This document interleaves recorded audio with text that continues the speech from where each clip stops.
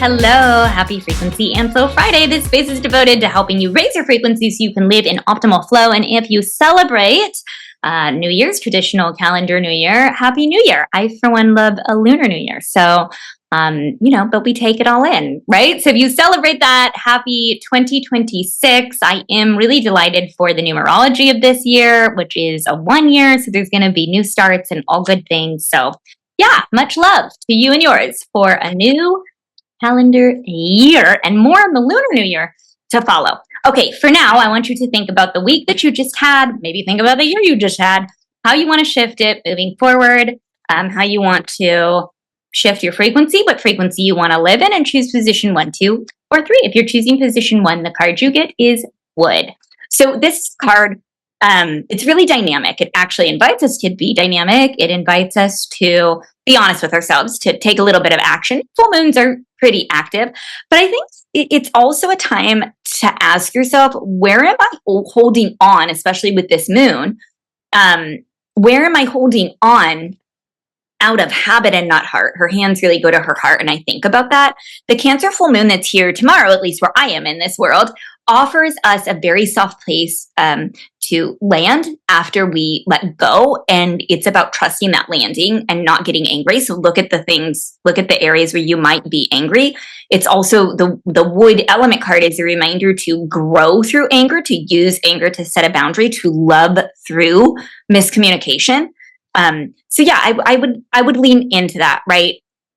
This moon is a very soft landing. It's a very soft place after you've let go.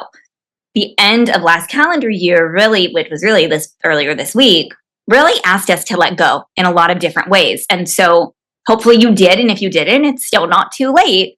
And if you didn't, just remember that, right? Where am I holding on out of habit and not heart aligned? Okay. So that's if you choose position 1. If you choose position 2, you get the Bagua map. I love this. What a great thing to activate. If you don't know about the Bagua map, it's actually in the Discovery Vault. There's play-by-play feng shui. There's lots of different ways that you could learn about how to use this in your life. Feng shui is where my journey first started. So if you're choosing this position, I would say that you might be called to nurture a part of yourself that never maybe felt fully seen. At least that was for me with this card.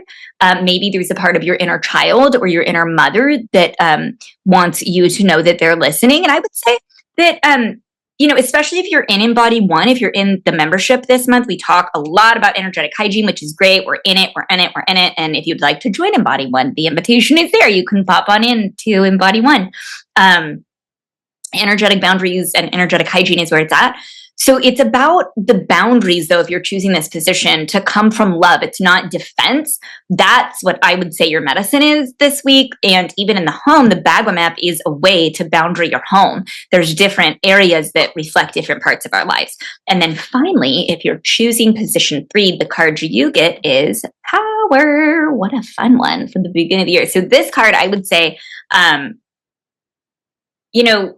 you're created from divine love, and that is the greatest power of all. But I think that there's also a little whisper from your future self on this card asking you at this moon to choose truth over comfort, to let your intentions bloom, not just from desire, but from like this very deep cellular knowing. So if you're choosing this position, what would you create if you weren't afraid of your own power? Or what would you create if you weren't afraid of your own softness? So there you have it. Happy 2026. I'm sending you so much love, and I'll see you next week. Ciao.